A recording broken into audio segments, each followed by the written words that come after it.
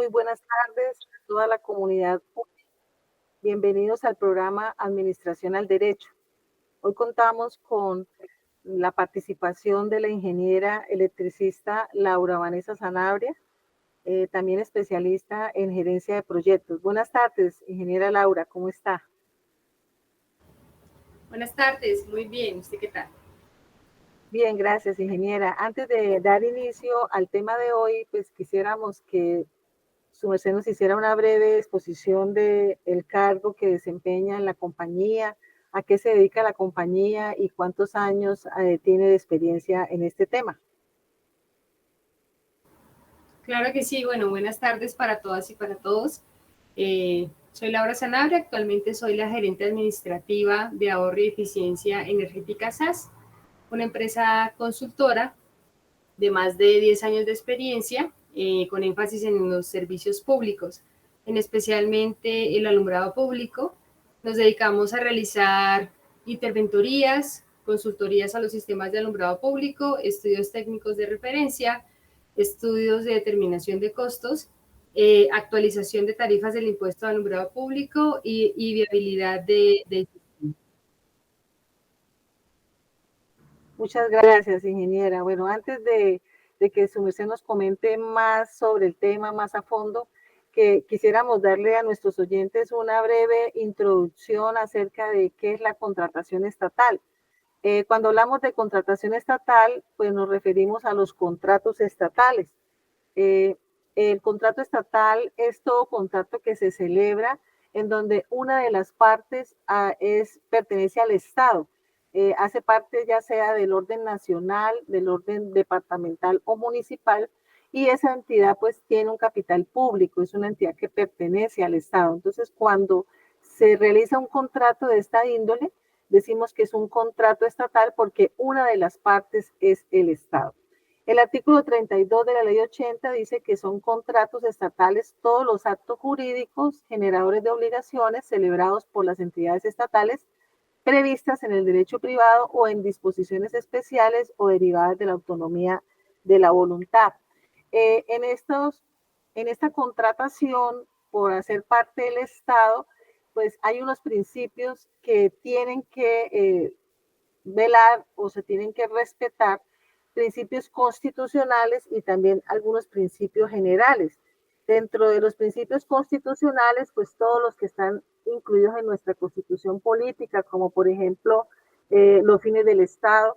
En este caso, la contratación tiene como finalidad satisfacer las necesidades de la comunidad o las necesidades del Estado. También que la constitución política pues es la norma de normas y se tiene que respetar en todos los actos que se derivan de esta contratación. También la responsabilidad tanto de los particulares, en este caso los contratistas, y los servidores públicos, que son los que suscriben estos contratos, que los contratos tienen que ir en idioma castellano, que se les tiene que respetar el debido proceso a los contratistas, la prevalencia del interés general sobre el interés particular. En fin, son varios los principios constitucionales. El principio de publicidad, muy importante también. La presunción de la buena fe, no exigir requisitos que la ley no contemple. También se pueden interponer acciones de tutela o acciones de cumplimiento y acciones contractuales cuando se llega a presentar alguna irregularidad en algún trámite de contratación. También tenemos unos principios generales y estos principios sí están definidos también en la ley que tienen que hacer parte de esos contratos, como por ejemplo el principio de transparencia, el principio de economía y el principio de responsabilidad. Antes de darle la palabra a nuestra invitada, vamos a brevemente explicar en qué consiste cada uno de estos tres principios que deben estar presentes en todos los contratos que celebre el Estado. El principio de transparencia. Entonces, ¿cómo se puede respetar este principio? Cuando se selecciona al contratista mediante un procedimiento adecuado, cuando se le permite a los interesados en el proceso conocer y controvertir. Por eso es que esto tiene que ser, el principio de transparencia también va de la mano del principio de publicidad. Tiene que ser público.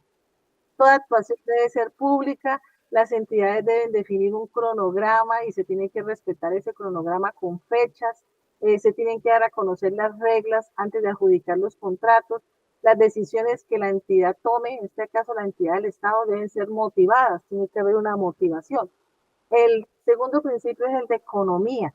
Entonces hay que seleccionar el contratista únicamente con los procedimientos necesarios. No, la entidad no puede de pronto establecer más procedimientos de lo que la ley está estableciendo.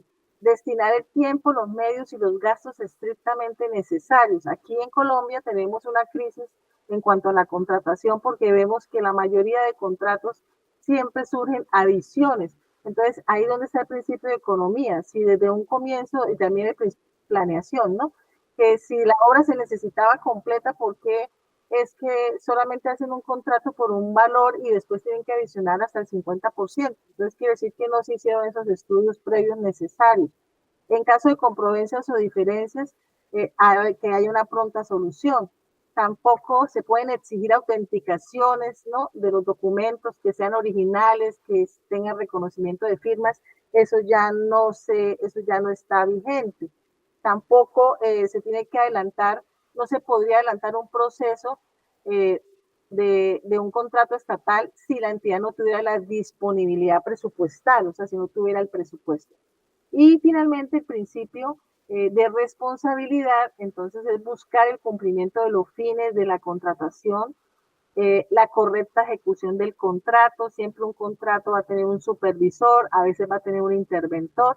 Ellos tienen que velar porque el contrato se ejecute correctamente, proteger los derechos de la entidad, del contratista y de las personas que se puedan ver afectadas, responder por toda acción o decisión que sea contraria a la ley. Los contratistas también son responsables, en especial por presentar propuestas artificiales para que se adjudique el contrato. Bueno, en este punto, pues ya esta breve explicación de qué es la contratación estatal, le concedo la palabra a nuestra invitada, la ingeniera Laura, para que ella nos comente cómo es la experiencia de contratar con el Estado, de pronto recibir la convocatoria y postularse a esos procesos que la entidad estatal promulga o publica en las páginas correspondientes. Adelante, ingeniera, la escuchamos. Muchas gracias.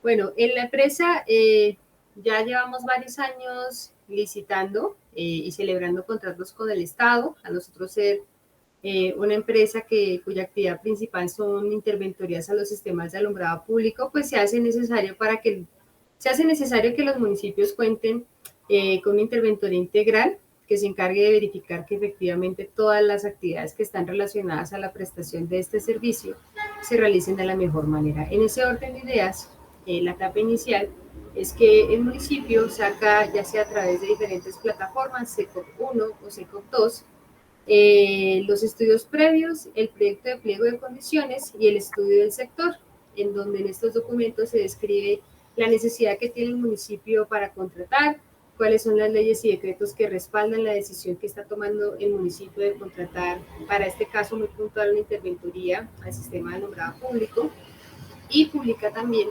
dentro de este proyecto de pliegos el cronograma que se tiene establecido.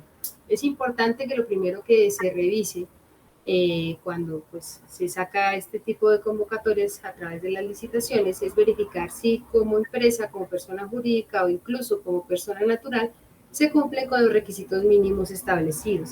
Sin embargo, hay una brecha de tiempo donde el municipio le permite a las personas que están interesadas presentar observaciones al proyecto de pliegos.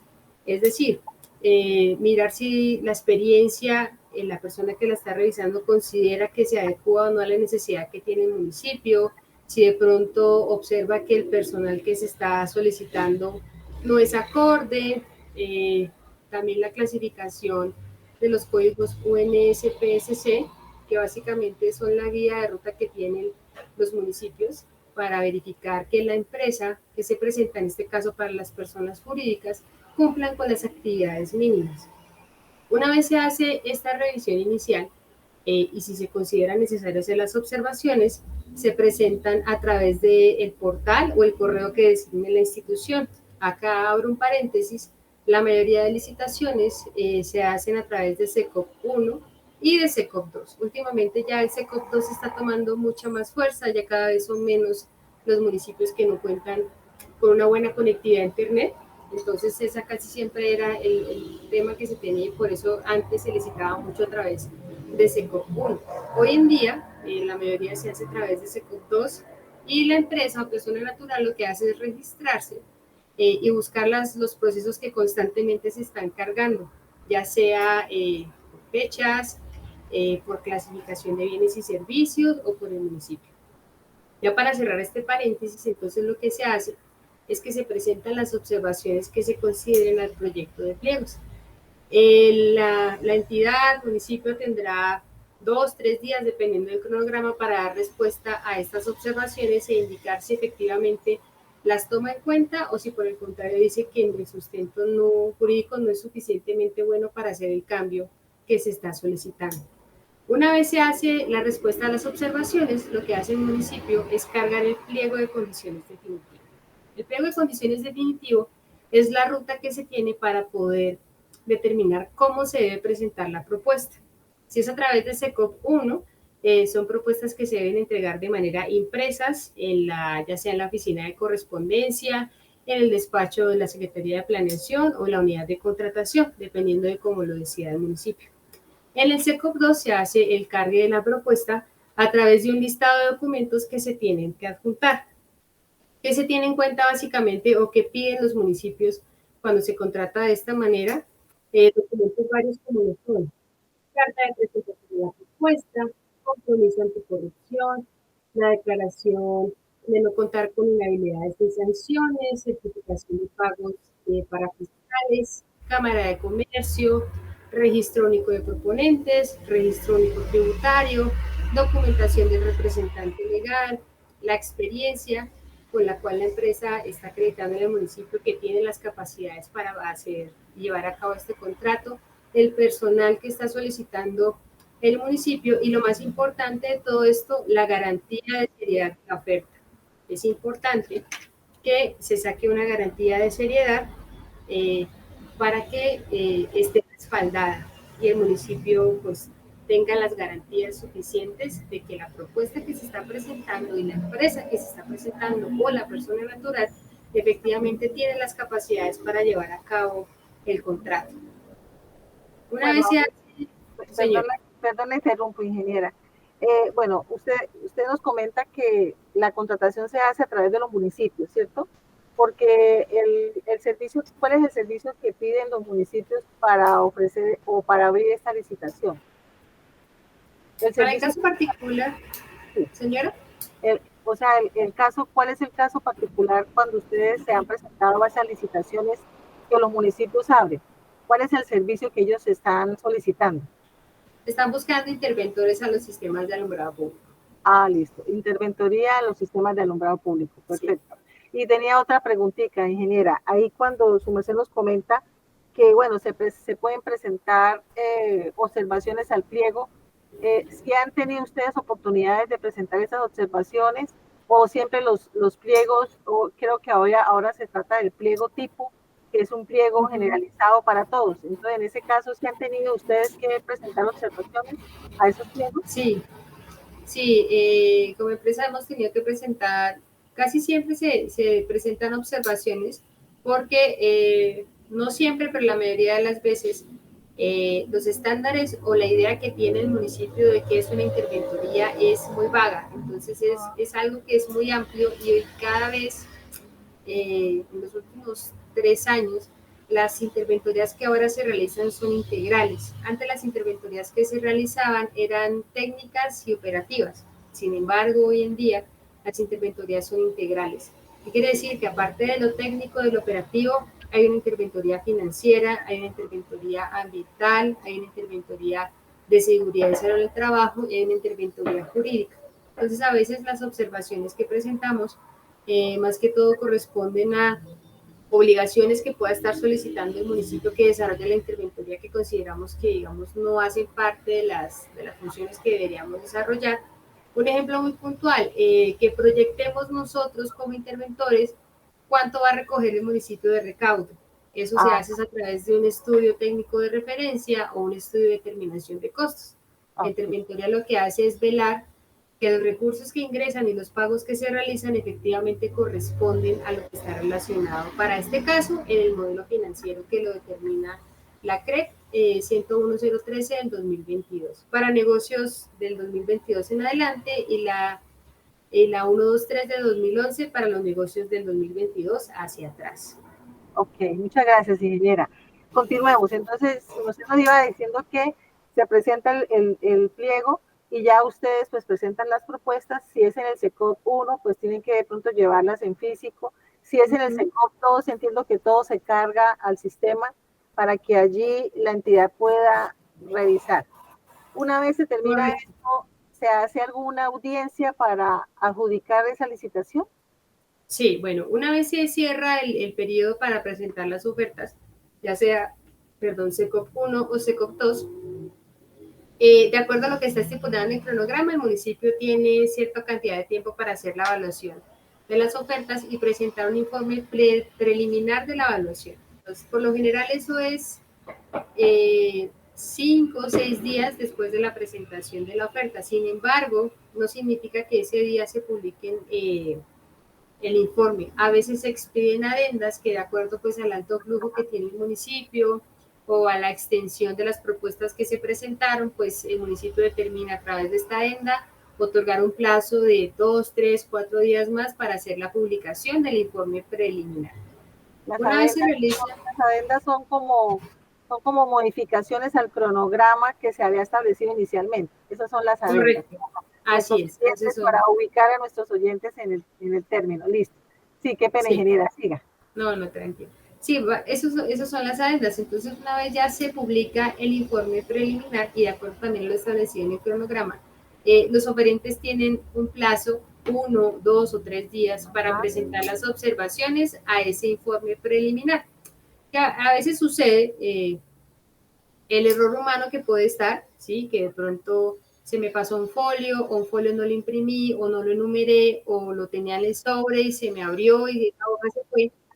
eh, pues se puede subsanar, o si por el contrario, por ejemplo, salió un informe preliminar y el municipio está diciendo que la experiencia que yo puse para acreditarla no es válida porque no sé, no hay claridad en el contrato o no se anexó una certificación o de pronto no encontraron en el registro único de proponentes el contrato que yo estaba relacionando. Entonces, señora. Sí, señora, adelante. Entonces, esa es la ventana que se tiene para decirle al municipio, bueno, usted está indicando que esto fue lo que encontró en su informe cuando se hizo la evaluación de mi propuesta. Sin embargo, yo le hago claridad que para este ítem se encuentra en el folio tal a tal y también se adjunta la certificación que se encuentra en el folio X, ¿sí? También con temas de pronto de garantías de seriedad o que de pronto eh, la carta de compromiso se fue sin firmar o que el compromiso anticorrupción tiene una fecha diferente a la fecha del proceso. Todo eso es algo que se puede subsanar y que se le puede remitir al municipio una vez ellos publiquen el informe preliminar. ¿Por qué? Porque se da el espacio para que se pueda subsanar. ¿Qué pasa? Cuando yo presento una propuesta, sí, sí, Sí, qué pena, ingeniera. Aquí le quería interrumpir para que de pronto su merced nos diga cuáles serían lo que no se podía subsanar, de pronto en una propuesta, porque si ok. faltó una firma, si faltó de pronto sí, pero ¿qué sería lo que no se podría subsanar en una propuesta cuando estamos en un proceso de contratación con el Estado? Bueno, cuando son procesos de contratación con el Estado, una propuesta queda inhabilitada cuando no se presenta una garantía de seriedad. Ok, De nada me sirve sacar la propuesta y pasarla y no adjuntar la garantía de seriedad. ¿Por qué? Porque cuando yo la solicite a mi aseguradora, ella me la va a expedir con la fecha presente. Las aseguradoras no pueden sacar garantías de seriedad con fechas, modificarlas, por así decirlo. Entonces, una ok, propuesta queda inhabilitada cuando no se cuenta con la garantía de seriedad. ¿Por qué? Porque todo lo demás puede ser subsanable.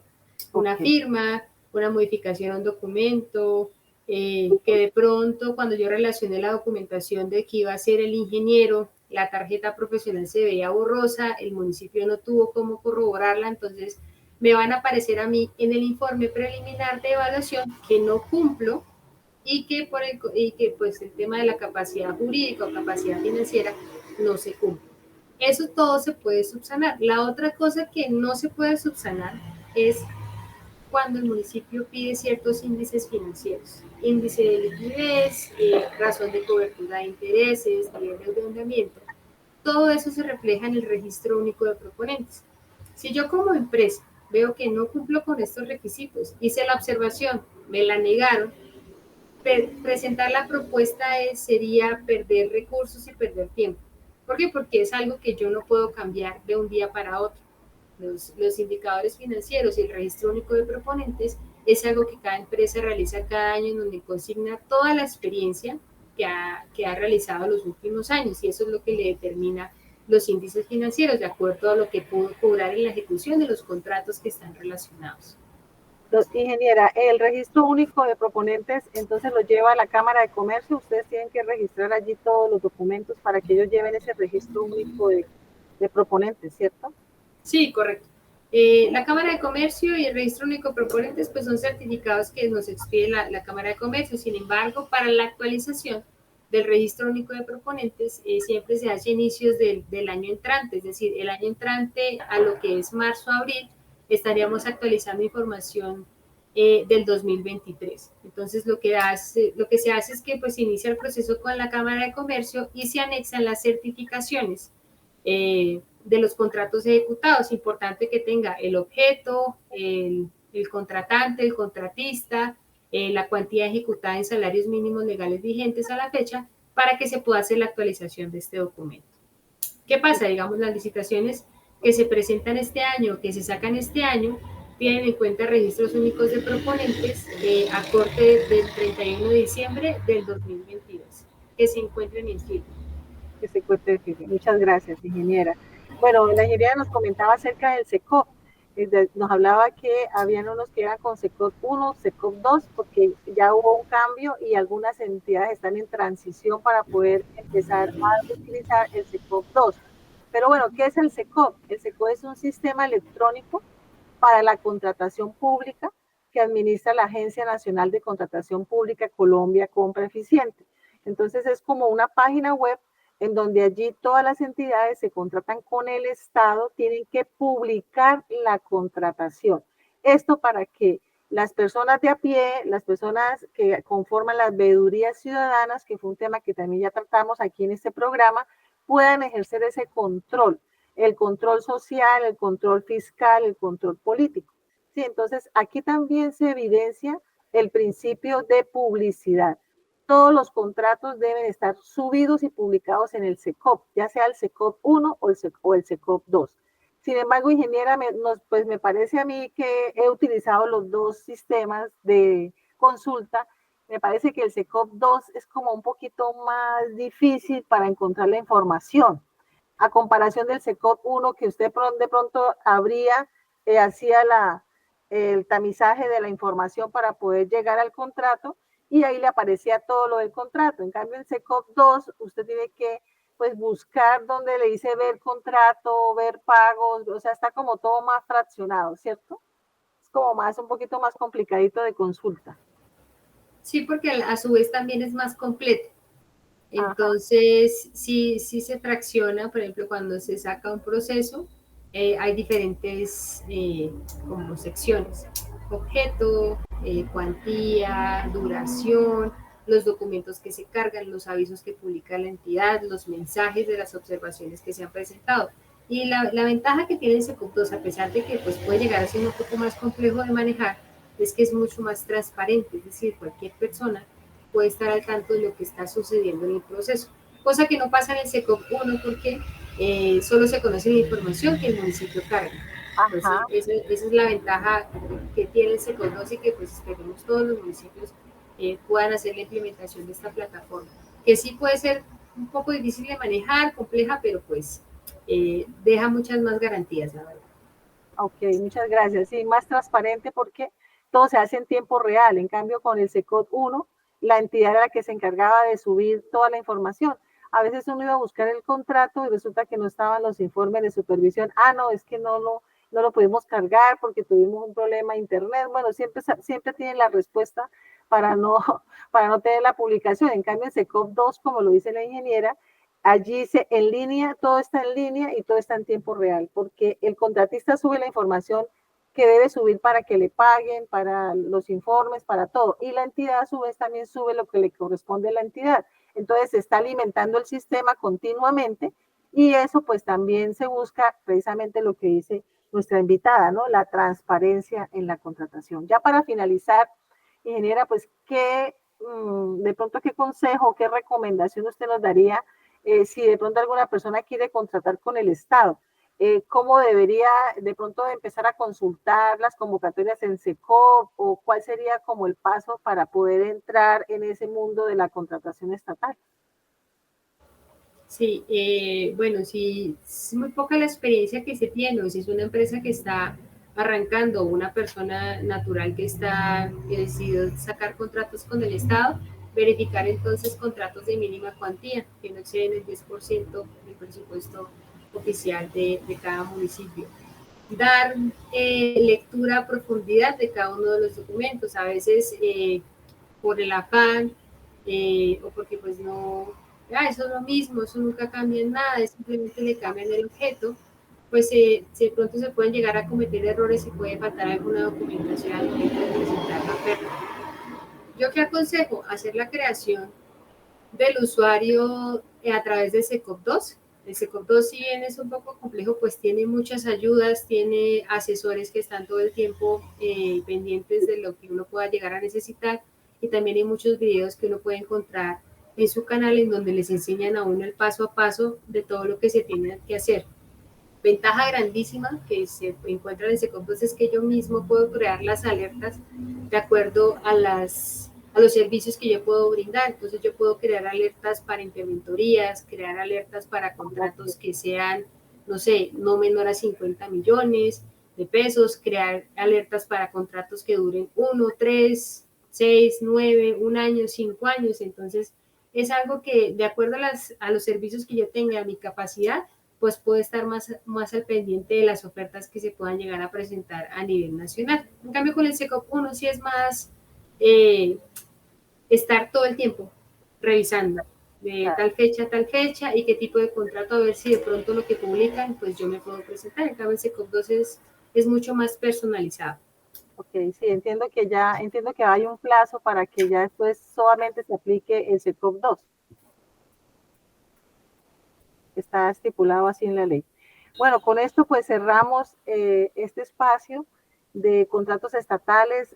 Agradecemos especialmente la participación de nuestra invitada que se conecta desde la ciudad de Bogotá. Muchísimas gracias, ingeniera, por sacar este tiempo. Sabemos que en estos cierres de fin de año el trabajo de ustedes, los que realizan todas estas licitaciones, interventorías, es un trabajo pesado, arduo, pero le agradecemos de todo corazón que haya participado en este espacio en la comunidad UDI, en el programa de Administración al Derecho. Le deseamos muchos éxitos el resto de año.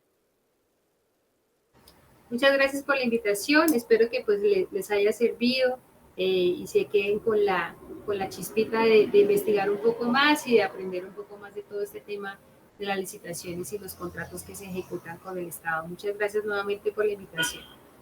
Ok, buena tarde. Buena tarde.